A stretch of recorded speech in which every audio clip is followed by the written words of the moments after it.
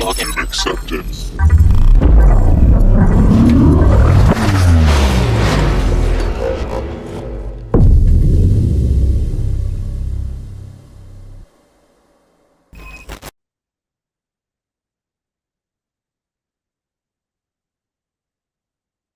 Okay, I put the link in the chat too, if you guys have missed it. All right, so I'm Luke Kimes. I'm a computer science major here at Cal Poly Pomona. I'm currently working with Southern California Edison as part of their CSOC team. I've done a number of competitions here at Cal Poly Pomona. I did Cyberforce, NCAE, CCDC, and CPTC. So these boot camps are actually how I got started in cybersecurity. So I'm really glad you guys are all here. Um, when I first did these boot camps, I did not come out of them feeling like prepared, like I was gonna, crush the competition or anything like that. I still felt pretty much like a beginner in cyber, and you might feel like that too. But really, the best thing you can do is just leap right into it, start doing competitions, start getting involved, because nothing really beats hands-on experiences. And competitions are a way where you can try things out, learn things, and you can mess up, and it's not like you're gonna lose your job for it, you know? I think they're really great. As you can see, I took the web role in basically all the competitions I was in, but this year in CPTC, I'll be focusing on business. Hi, I'm Ryan. I'm going into my third year as a CS major and currently interning at Capital One for cybersecurity. Similarly to Luke, I was previously on the NCA and CCDC team, as well as CPTC, and was like for CPTC, I was web and AI. That's kind of what I felt most comfortable with, and shifting on to captain this year, I'll probably still be covering those, just also managing some of the business aspects with Luke as well. And to follow up on kind of what he mentioned as well, like the boot camps last year were really my start to CBTC, and um, I really felt like I might not, I didn't feel like I was like super like knowledgeable by the end, but like looking back, it definitely was like a huge stepping stone, and really helped me get my feet in the water and like kind of start my pathway into cyber. Hello, my name is Ryan as well. I'm a CIS major and I'm currently an adversary simulation intern at TikTok USDS. I kind of had the same experience history as Ryan, where I was an NCAE. However, I focused on the FTP and SSH role.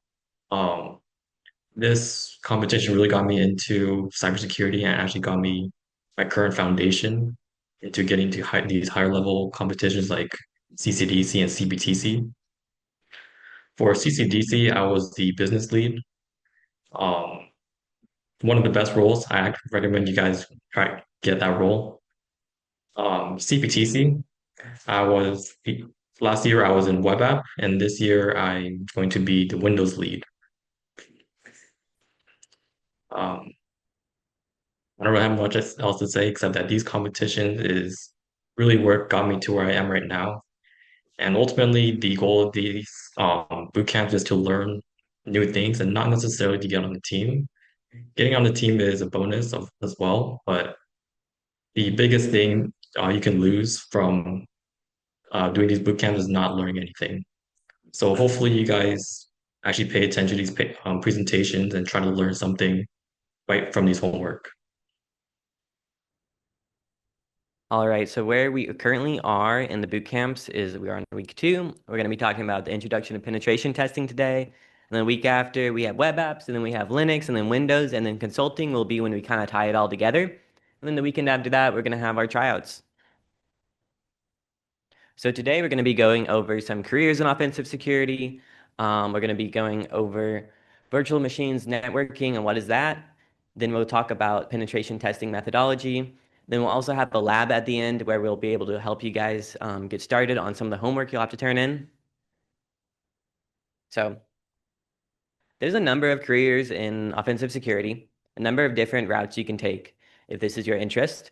So penetration testing is going to be you enter a contract with your client and you basically hack into their networks with their knowledge and then find the vulnerabilities, see how you can get in, and then give them a report at the end, basically, of how you got in and how they might want to fix those vulnerabilities. That way, when an actual bad guy comes in, those things will be patched already, ideally. Red teaming is similar, but you have your client's consent to go hack into their network and test their infrastructure, but you're also testing their employees. So you're doing it stealthily. You're not letting them know that you're hacking in. And so the incident responses team can be tested in a safe environment in the case of like a real security incident. And then vulnerability research will just be like doing well, research into different services and products, operating systems, and their potential vulnerabilities so that the people who make them can patch it before, it gets taken advantage of. Bug bounty hunting is going to be like freelance penetration testing. Companies will put out money basically and say, if you can find a vulnerability in this thing within this scope, you can then present it to them if you find it, and they can give you like a fee. And tool development will just be basically anyone who works on tools made for offensive security professionals. So, how are we different from just like your average everyday black hat hacker? Um, so basically, we do things with permission. We are getting paid as professionals and consultants to hack into their systems. So we have their consent. We're following the law. You're not going to get arrested for doing this, even if normally hacking is something scary. You're doing it in a way that's permitted and legal. You're going to be doing it ethically. You're not trying to hurt anyone. And you're also going to be in a lot of communication with your client. That's going to be a huge theme in CPTC is communicating with your client, sending emails, making sure they know what you're doing, they know what you want to do, and that basically anything you do is going to be okay with them because there always is inherent risk in hacking and cybersecurity. And basically, you want to make sure they're okay with what you do and they accept the risks behind it. But yeah, so the bottom line is we're basically here to help and protect people and organizations. So how to get started is basically kind of doing what you're doing now. You've come to these boot camps to learn something, hopefully, and you're doing self-studying already. You're attending trainings. I would suggest joining clubs. Obviously, many of us are part of the Swift Club here on campus. Attending competitions, which is hopefully what you'll try out to do. Get certifications, look for internships. Nothing really beats hands-on experience because what you don't want to do is merely attend classes. So you really can't expect to just be taught everything in your classes. Um, you're gonna want that extra experience. And it's not necessarily gonna be easy. It's not gonna be instant gratification. So as I said earlier, you might leave these boot camps still feeling like there's a lot to learn. So don't give up, keep learning. It can be tough material, but I think it's really worth it. So learning materials, we have Try Hack Me. If you are brand new, I do strongly suggest Try Hack Me. It kind of holds your hands. A lot of its little courses will basically be a walkthrough that just tells you exactly what to do on your machine, and then you copy that, and then you answer the questions based on the stuff you find. That's really great if you really have no idea what you're doing. But once you get to know what you're doing, it might feel a bit too much like it's holding your hand. So then you might want to move on to VulnHub, which is going to be vulnerable machines of kind of varying difficult and quality levels. So all these boxes are going to be community made. Um, and then there's also Hack the Box, which is kind of the most famous one. So Hack the Boxes, some of them will be labeled easy, and a lot of them are not that easy, even if they're labeled easy. They're not necessarily for complete beginners. It has a very steep learning curve, but it's very rewarding. It's not going to hold your hand. It's going to challenge you not just to know things, but also to find a way, find a methodology to how you tackle problems and how you actually are able to break in, basically. It'll teach you not just like this technical part, but it'll teach you how to troubleshoot, I guess.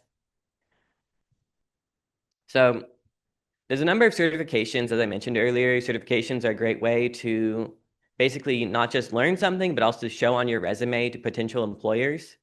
So the OSCP is a big one. It's kind of like the industry standard. Uh, People have sometimes had mixed opinions on how helpful it actually is for learning. But some people do feel good about it. The thing is, though, it is pretty expensive. It's probably the most expensive one on this list. It's about $1,600. So it might not be your first certification, but it is the industry standard and it looks really good on your resume. HR managers and stuff, they recognize this one as the penetration testing certification. So another one we like to talk about here at Cal Poly, I find, is the CRTO, the Certified Red Team Operator by Zero Point Security. This one's around $400. It's a great learning tool. It's pretty Windows focused. It'll also teach you kind of how to dodge detection, which not everything I find does. Um, yeah, so that one's a pretty great learning resource and a good certification. There's also the PNPT. I don't personally have that one, but that one has also had good things said about it. It's made by some cybersecurity YouTuber. Then there's also the Burp Suite Certified Practitioner. So if you're interested in web hacking, Burp Suite is going to be the number one tool you use, basically. And this is kind of their official certification course. And then there's also recently a new one that came out, Try Hack Me, which I mentioned earlier. So this one is, I think, actually the cheapest out of all of these, the most affordable. It's just under $300, which I still know is a lot of money. Um, but I was watching some reviews. They said it was really good. It's not just like a hack the box thing where you just find the flag. It's you have to actually perform a penetration test that with a report at the end and submit that report. So I kind of like that, and people said good things about it. I haven't personally taken it, but I just wanted to put that on there. At the bottom, I also have a link, which I'll post later in the chat. That's just a bunch of certifications based on like rating on their difficulty and their affordability that I find pretty useful. So, any questions on penetration testing, what that is, and yeah, any questions on that before I move on to some basics?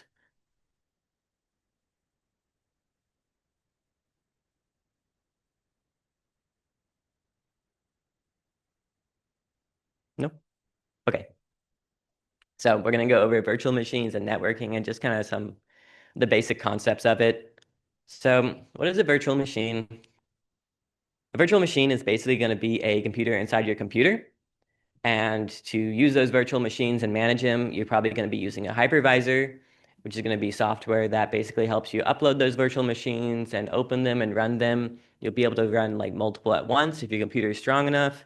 There's VirtualBox and VMware. Those are kind of the most popular ones that we use here a lot. But why would you want to use a VM?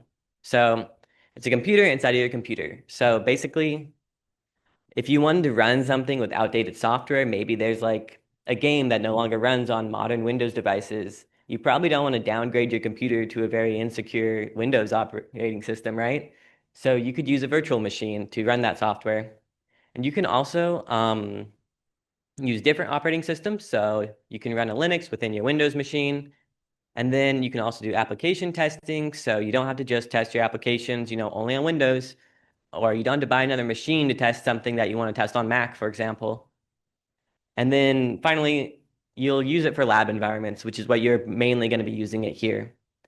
Lab environments will let you basically test things like test hacking and security vulnerabilities without like actually having to have a vulnerable machine. It's going to make it a lot more affordable, obviously. You don't have to buy new computers. Kali, you're going to be using Kali here a lot. So it's using the CPTC competition. This is the one they do give us. They give us virtual machines to hack into their environment. So that's why we use specifically Kali, even though there are some others. So it's going to have basically all the penetration tools already downloaded, and it's going to give you like a dedicated workspace to do all that work. So just some basic networking terms you're going to hear a lot. There's going to be a client and a server. So a client is going to be the computer making the request. For example, your laptops right now, those are all your clients. And then a server is going to be the computer or group of computers that handle those requests. So, for example, if you're reaching out to like google.com, your computer, the client, is making a request to the google.com server, and that server is going to give you the website. So just here's like a quick graph of it. So as you can see, there's other little clients on the bottom, the people, and then they're making an outgoing request to the web server, and that web server is going to accept that request and make a connection with them so that I can feed them the information. So ports are also an important part of networking. Ports are kind of like the doors to your computer. They're how computers communicate on the network. So in this little diagram, we have a computer making a request to a 443 port. The client is on the left, and then the server is on like the right. And 443 is a common port for websites. So the reason you're able to connect to that is because the server is listening on that port. So listening is going to be when they're waiting for an incoming connection. And then it's going to make an established connection, which is just to say when a connection actually exists, when it's established. So shells are going to be something you see a lot in penetration testing and hear about. It's going to be a malicious connection that as a penetration tester you're making that's going to allow the attacker to have remote access to the computer.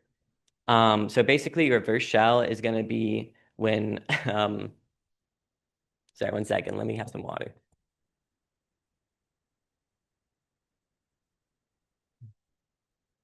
Reverse shell is going to be like when you have the victim send a request to your computer, and your computer as a hacker is going to be listening in for that request. And then the bind shell is just going to be the opposite. On the left here is basically the web server, and on the right is the attacker. So on the left, we're taking advantage of a vulnerability on a website, no hack the box challenge. And on the right, you can see that there are, oh, sorry. Basically, the attacker is listening. We ran a command to listen for a connection, and right there, connected. And then right there, they type, "Who am I?" which is the command you can type. Hold on. It's a command you can type once you're on a machine, and it's going to tell you who you're logged in as. And then you can see there, you're logged in as www./data, which is going to be basically a common account that runs websites. Okay, thank you. All right, so to go over some more basics in networking and stuff, we've got firewalls. So we have two different kind of firewalls: host-based firewalls, network firewalls. Host-based, you've probably heard of. It's basically like the firewalls are on your computer that regulate the traffic on your computer. You know, you've probably heard of like Windows Defender firewall before. Network-based firewalls are going to be something that it's often a physical device. It's going to take place basically between one network and another network. For example, your home network, and there could be a firewall that protects you from the outer internet. So it's going to regulate traffic going through the entire network and not just one device. Okay, so in this graph,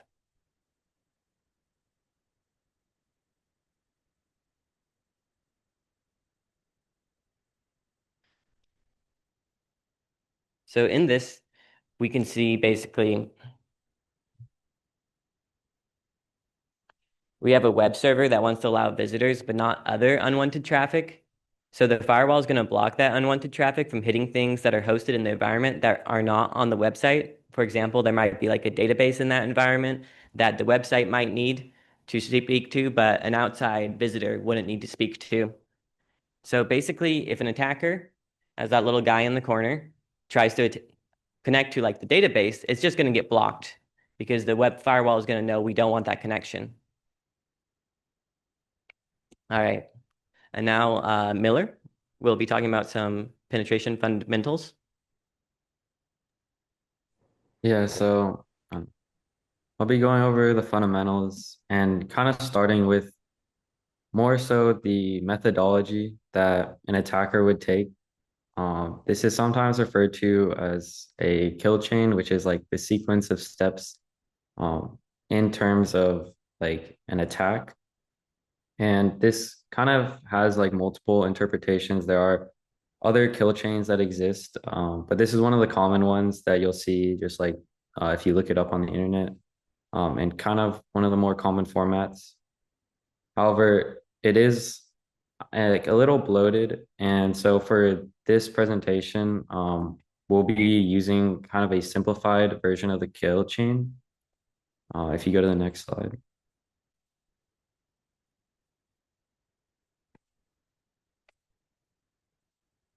So our simplified version of the kill chain will be using simply like four steps that's split into reconnaissance, where you're trying to map out the target you're attacking and figure out what it could be vulnerable to. So you're going to be seeing like different domains, figuring out all the websites that exist, the ports, kind of figuring out your attack surface, and also seeing if there's any like leaked credentials that could give you access into the network. From there, you'll use your information that you gain to try and exploit the net, exploit like the areas that you found in your reconnaissance. So that means like, let's say you're trying to like attack a website. Once you scan through the website and let's say you find a form, then we're going to try and exploit that by plugging in different payloads that could give us like command execution. Once you get initial access, which is the goal of your exploitation stage, to gain access into like a user account and into like the internal side of the machine, or like on a website, you could gain access to like an admin account. You're going to try and go into your post exploitation stage, which is going from like a simple user account and trying to get to like admin. And the reason this happens a lot is because like a lot of services are ran with least privilege. So like if you gain access into a service, it is probably getting run on like a low privilege account. In case someone like does break in, then they can't just like automatically have control over like the whole machine. So once you get access, you're going to need to repeat steps like one and two into redoing your reconnaissance, since the internal side of that machine is going to be a lot different. So you're going to have different services running, and you're going to have to scan through, see if any of those internal services are vulnerable to a possible exploit. You can also search for like credentials throughout that like internal side if there's any files that might be leaking stuff. And lastly, once you gain admin privileges on your machine, then you can go laterally move across the network. So we can move from one machine to another and basically like try and move closer to compromising the entire network. Um, I think we missed a step here. Yeah. So reconnaissance can be split into two stages, which is really your passive reconnaissance and your active reconnaissance. When we're doing passive, we're not really actively probing the machine at all, and we're simply just trying to find any public information that exists that could possibly lead to like compromise later. So that would include stuff like usernames and passwords that might be leaked somewhere is like the simplest answer. We'll go over more of that in the next slide. Additionally, we have active reconnaissance, which is where you're actively sending requests to the target in order to discover the like map out your machine, see what it's running, and see maybe like see where it could be possibly vulnerable to. And some examples of this and tools that you'd be using would be Nmap to figure out like ports and figure out what's open to the public.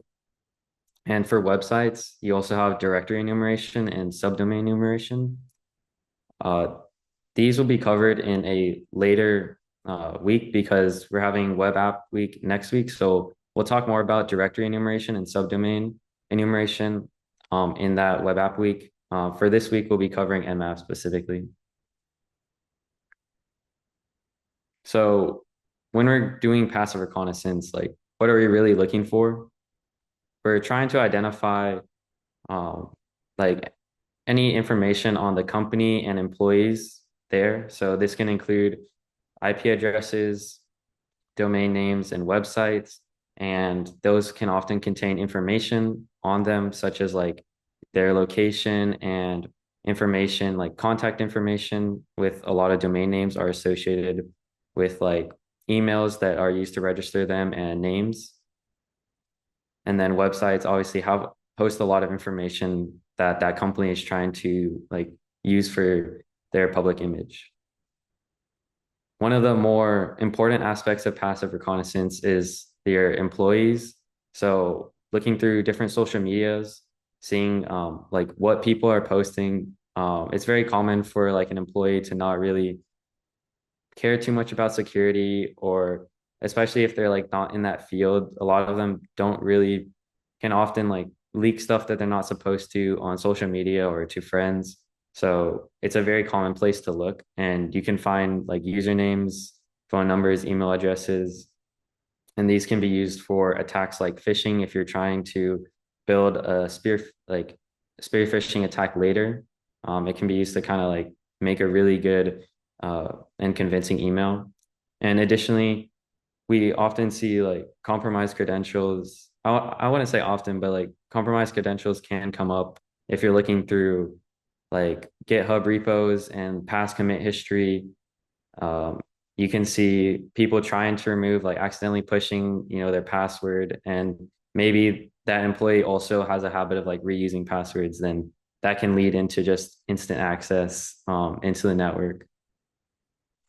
Hours of business is also very important. If you're looking through their website, seeing kind of how employees would act, especially if you're trying to blend in like a red team attack where you're not trying to be discovered, knowing like when to work, when to do your attack, so don't show up as like you don't show up and are obvious is very important. And lastly, just seeing what softwares are in use of the company, kind of mapping out what you might want to do research into to see if there's any exploits. And there's a link here to the OSINT framework, which was showed in the previous slide, but it's just a nice tool for like getting all of like a lot of the searching tools just in one.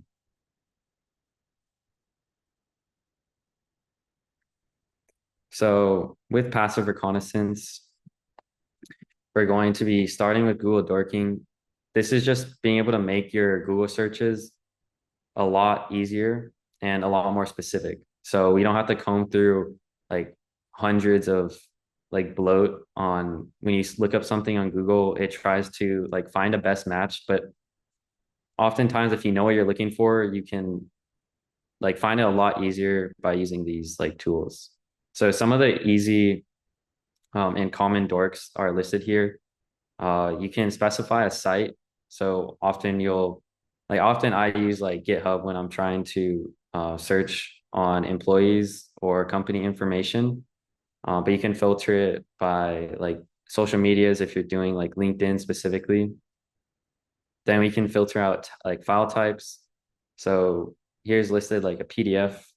Um, I use this a lot just like in my own life outside of pen testing, just in school. Like if you're looking for um, like like a school book or something you don't want to buy, you can look up the PDF and find it a lot easier. We also have the for social media usernames. And then one of the best things here is quoted text, which is basically an exact string search. So instead of Google trying to like guess what you're looking for, it'll only show you results if the entire string matches.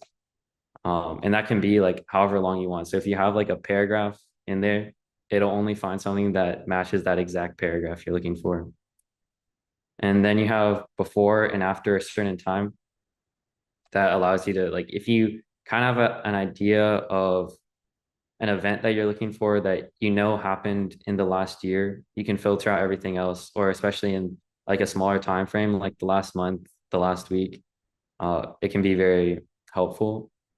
And lastly, just combining these with like plus, minus, and or. The plus isn't really necessary because it's added by default, but the others can be useful if you're trying to combine like multiple operations, and like if you put two quoted text together with an or, you can search for two things without having to do them as separate queries. So here for an example, we're using the exact string search with our quotes, and we're looking up the Cozy Croissant. So this was like a past CPTC company, and when we were looking for information on it, like we might not know exactly how like it's formatted, or employees might refer to the cozy croissant differently. So we're using the or here to search the cozy croissant with spaces and without spaces. And coming up is you can see in all the results, you'll see bolded, which is where your exact string match happened. On the second link, we'll see a LinkedIn profile for Ellen. And if you dive deeper into it, you'll see that they're kind of leaking out some of the like password information on their company. Next, we're getting into domain names and IP addresses. So as I previously mentioned, these can host like information about the person who registered it with domain names, and then IP locations can like are tied to a specific location. It's kind of iffy to use because IP locations and IPs in general are very easy to fake. But it's like another use, like another tool that you can use. And we also have reverse IP, so finding the IP address behind a certain domain name. Um, and we have a website here, which is Whois, and that's visualized on the right, which is basically like a DNS lookup. So we're seeing the information behind one of the domain name records. And here you can see that it has information on the person who registered it, which leaks out some of their like phone number and email and some like personal information that you probably wouldn't want to just be publicly available.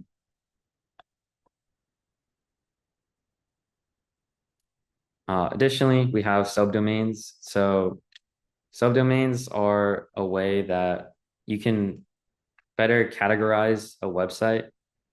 It happens at basically the beginning of like your URL. So on the right, you'll see a couple examples like VDI, dot, and then you'll have your website name.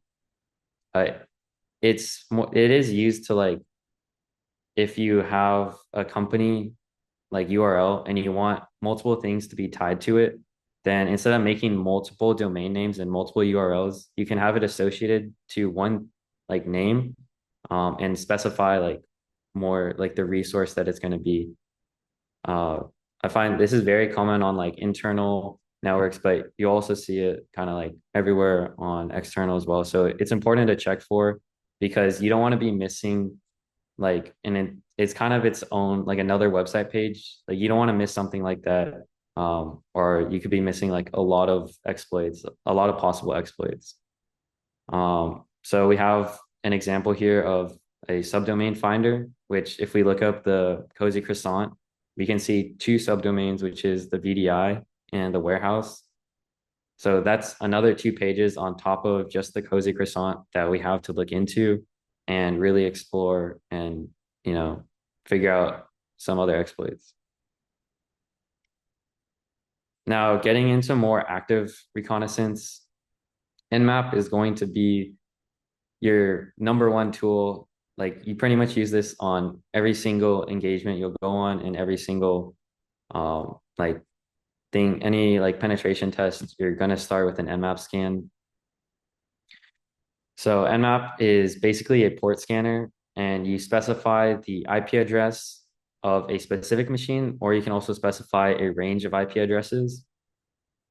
And it'll send requests to that IP address and report back to you if it gets a response or not, which would be indicative of if that specific port is open. And then it can run some scripts on those services that it finds to both get the version numbers and like try and get some easy exploits with it has some built-in default scripts. These are configured. The things I mentioned are configured with specific flags in Nmap. You pretty much will never run Nmap just alone. So it's important to know some of the popular ones, which are listed here. So starting off with the first, you'll have like TACP, which is going to be able to specify the port.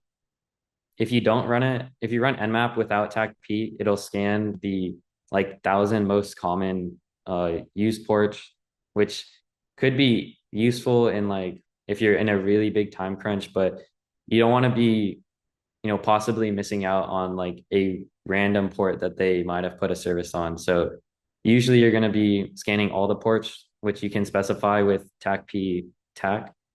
And you can see that on the right where you see the two dashes around the P. Then we have the version numbers with SV. That's kind of what I mentioned before. It's not used in the screenshot here, but it'll be on the next slide. And it basically is able to give you, well, the version of your service. It'll try to scan for it. And that can be very useful for finding certain exploits because exploits are like very closely tied to the version that a service is running on. So understanding if that is just like a vulnerable service off bat, you already kind of know what you're going to be looking for when you get into that exploitation stage. And then we also have SC, which can run those default scripts. I don't usually see like too much come out of these default scripts, but it doesn't hurt to run. And they could give you some good information.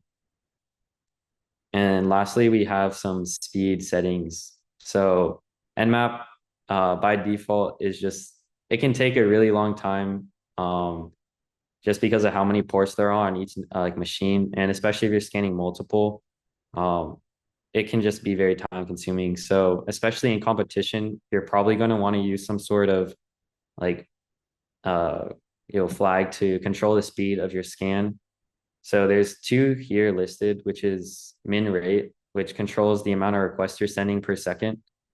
So in the example, we're sending a min rate of like 5,000 requests per second or packets per second. And this basically, allows you to speed up that process and make sure that it's not getting slowed down. If like, let's say, especially if there's like filtering in a firewall, it can like kind of hold your packets and Nmap will try and wait for it.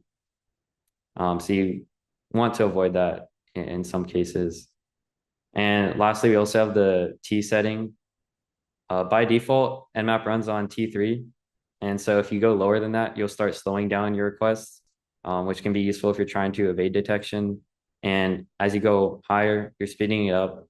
Not only are you kind of increasing your chances of detection at like the higher, like T5, you do run the risk of like missing some ports just by how fast it's going. So you can take that into consideration.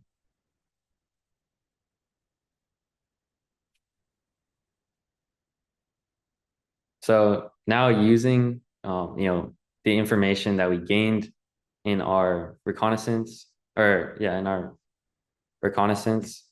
gonna go into trying to use it to exploit.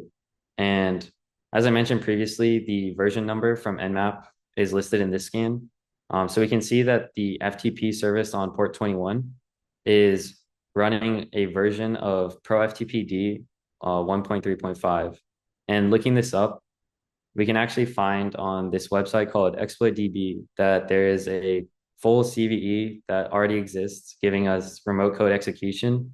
So if you use that, like you pretty much already have access and you didn't have to really do a lot of work to get to that stage. So it really proves like why your reconnaissance is so important. And if you do it properly, it can make a lot of your work later a lot easier. So going more into that exploitation stage, we have a couple tools here listed for that can be helpful to you. So one of them is Metasploit, and this is a exploitation framework. It's installed on Kali by default, and it's basically a collection of a lot of exploits that are just ready to use and very easy to configure. So if you start it up, you can search for specific services. So if I had searched for that Pro FTPD through Metasploit, I could like probably find the exploit, and then by using it, all you would have to do is configure your IP address, your port that you want to be receiving traffic on, and then the target's IP address and the target's port. Some other exploits require more settings, and that kind of varies between exploits. But after doing that, you can just run it and you'll get back, if it's a shell, if the exploit gives you a shell, you'll get back an interactive console through um, a Metinterpreter, which allows you to run commands like through the Metasploit framework, but it'll send it to your attacker, like the machine you're targeting. And Metinterpreter also has a couple like built-in scripts that allow you to kind of conduct that post exploitation a little easier than just a normal shell. Metasploit also offers MSF Venom, which is like helps you in generating payloads to send to your target machine. Secondly, we have GitHub. It's probably what I use like most often. Um, as you probably know, GitHub is a platform that is mostly used for storing like open source projects and code. But a lot of people also put the proof of concepts for exploits and CVEs on GitHub. So kind of looking through those, you'll be getting scripts, but like you can modify those scripts to tailor them to your actual like target machine and configure like your local as well. And then just by running them, they oftentimes automate the process of that exploit, like actually executing on that exploit.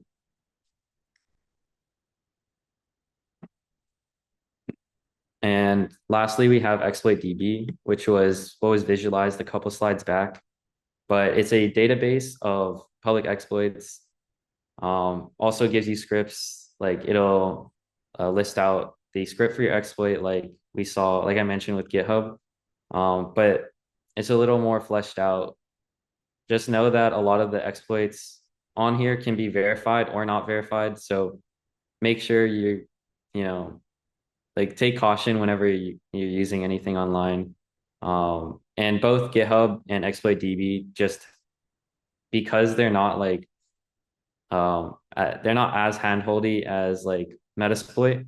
So there's a little more work in understanding the scripts you're running and configuring them and tailoring them to like your specific situation than Metasploit usually is. But that kind of varies and varies if there's also documentation or not on what you're running. So here we have an example of Metasploit in use. This is currently the .NET cookie deserialization attack. And it is giving us like remote code execution. So at the top, we see like the configuration settings in use. We're setting our like host IP address and then host port. And then we're setting the target IP address that we're trying to attack, which is our hosts. And from there, all we have to do is run. It'll run through like the built-in exploit and give us a Metinterpreter like shell. When you can see here also the use of like their built-in tools on Metinterpreter. So if we like the first command you'll see is the get UID. We can see we're a network service account and simply using get system T4, it uses like a built-in like attack into a Metinterpreter, which then gets a system. This is kind of like it's very nice to have, but definitely don't rely on getting system that easily every time. But it does have a lot of nice features that you might not get in a regular shell. And here we have the ProFTPD exploit on exploit database that we saw in our OSINT a little back. It gives us a script here, and you can also see that in this case, it is a verified script, and it's also a specific CVE attached to it, which isn't always the case. But you'll see like the script, it pretty much just hands it to you, and you'll read through it and just configure. They'll have variables in there that you'll configure for like your host IP address and the target IP address that you're attacking. But it's a little more effort to kind of just look through that than setting a couple settings up in Metasploit. So starting, I guess going on to post exploitation. Um, so under the context that you got a session on the target machine, you're essentially going to be restarting your cyber kill chain, right? You're going to start with reconnaissance. You need to know what kind of services, ports, and software are on the machine. These can be like local um, software, like a local website or some other service. And essentially, what you're trying to look for is some kind of misconfiguration within these services that are running locally. Some tools to help with this would be Bloodhound and WinPs for Windows and LinPs for Linux. There's a lot of other tools that you can use for reconnaissance, but these are the main tools you'll be using for the bootcamp. The ultimate goal with reconnaissance is to weaponize your information that you gather to elevate your privileges to the root or the system user. So yeah, basically you're trying to weaponize your recon from the previous step. And then after reconnaissance or after the privesc, you're trying to gain credentials, sensitive files, and database information. These are the type of files that allow you to pivot to other machines or other users. So with post-exploitation, it's not always going to be in this exact order of reconnaissance, privilege escalation, then looting. You can do reconnaissance, then looting, then privesc, or some other very way. It all comes down to a matter of context when dealing with these machines. Oh, next slide, yeah. So with privilege escalation, you're on the Linux side, you're going to be dealing with kernel exploits, pseudo privileges, weak perms, cron jobs, environmental variables, shell features, and SUID and SGID bits. On the Windows side, you're going to be dealing with service permissions, auto runs, registry permissions, token impersonation, insecure privileges, DLL hijacking, and kernel exploits, both of which we'll be getting into in the respective week. So for lateral movement, the idea behind lateral movement is to pivot to another user or machine. Um, for now, we're just going to be talking about pivoting to different machines as pivoting to different users doesn't matter of credentials, right? So pivoting to a different machine, there are a lot of tools that you can use like Chisel, Legolo, or C2 of your choice. And the main goal of this lateral movement is to tunnel uh, your access to these other machines. So let's say your a machine, an inaccessible machine is behind a network firewall, right? Your attacker machine can't directly hit that second network, but the first network can access the second network. So if you tunnel your traffic through the first network to the second network, that's ultimately lateral movement. And we'll go into this in the next slide. So as I previously mentioned, the attacker can't access the database directly, which is the number 3. But the web server, which depends on the database, can access the server because there's a dependency, right? So the attacker who compromised the web server can tunnel his traffic through that machine so that it can access the database. This is essentially make it seem like the traffic is coming from the web server rather than the attacker itself. Next. Um, Reverse forwarding is the same concept of compromising machine and forwarding the network traffic, right? Except that this is targeting a specific port that is running a specific service. So in this example, our attacker compromised 192.168.1.10, which is a web server. This web server is running another local web server on the local host 127.0.0.1 for 1273. So because this local website is running locally on the web server, the attacker can't actually directly access this server because it's not open to the network. An attacker can forward the web server's port back to his machine so that it looks like the compromised machine is accessing the web server locally. It's hard to explain just from diagrams and not a example, but essentially you're making it seem like the local web server is running on the attacker's laptop. Next. Um, Another feature of reverse port forwarding is port forwarding a remote port. So going back to the web server database example, the attacker can't access the database, but the web server can. Since the web server can access the database, if you port forward the database through the web server and back to the attacker, it makes it seem like the database is um, being accessed by the web server, just because of how network is being channeled through the web server past the firewall into the database. Next. Some tools when tunneling would be Chisel, Logolo, or Command and Control of your choice. Personally, I like Logolo just because it's a lot more robust and easier to use. There will be cases where Logolo is just not the right tool, but generally, when dealing with a large network behind multiple segmented networks, Logolo will be the best choice. So Chisel uses SOX proxies to forward traffic to and from the attacker machine. So with SOX proxies, it's a type of um, protocol, I guess, to tunnel traffic regardless of the target protocol, right? So SSH, RDP, HTTP, etc.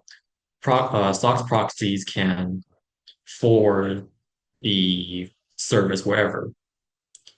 The SOX proxy server is going to be running on the attacker's machine, while the SOX proxy client is going to be running on the victim machine. This is just so that the client connects back, the client knows who to connect back to, which would be the attacker server. Next. A more detailed example would be here, where our SOX proxy server is running on port 1080, which is typical for the SOX 5 protocol. The SOX, so SOX proxy is running on the attacker server, and the client is running on the victim web server. So because the victim web server can access the database, the web server connects to the database. Actually, no, sorry, it's kind of confusing, but the attacker tries to connect to the database, right? And the since the client connects back to the attacker's SOX proxy server, it essentially forwards the network or spoofs the IP address in a way. I'm kind of just repeating the same thing, but essentially, yeah, the attacker can impersonate network traffic from the server and access the database. Chisel uses proxy chains to tunnel traffic, while Logolo uses a virtual network to tunnel traffic instead. So the difference between that is that Logolo can support common protocols like ping, unlike proxy chain with Chisel. Ping is a very important tool when identifying hosts because it's a really common tool to see what host is available, right? If you can ping a host, it's most likely up, or it actually is up, right? If you can't ping a certain IP, it's likely down or blocking the protocol.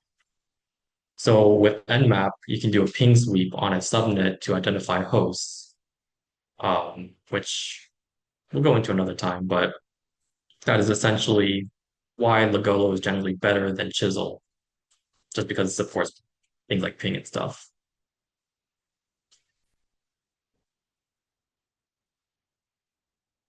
And then the lab. All right, thank you guys.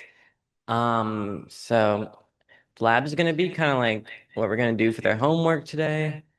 Um, so we have basically Bandit over the wire. So you want to finish up to level 20 and you want to document um the work you do and your methods. I'm gonna post the homework PDF in the Discord channel. Um, because they'll have more information. So this is the first lab, but some people have possibly already done this lab before, have done Bandit before, and if so, we do have some alternates. So basically, we'll have you start on the Hack the Box starting point labs, and you're going to want to do one, you're going to document one box per tier. You do have to finish all the boxes in the tier to move on to the next tier. So you'll want to finish all zero, tier zero, all of tier one, and then one of tier two. You don't have to do all of tier two. Tier two is kind of when they get pretty long. And if you've also done this before, um, so we'll just have you do hack the box for real. So DM one of us and we'll like just assign you a box basically to complete and document. And are there any questions about the things we went over? I know we kind of went over a lot today.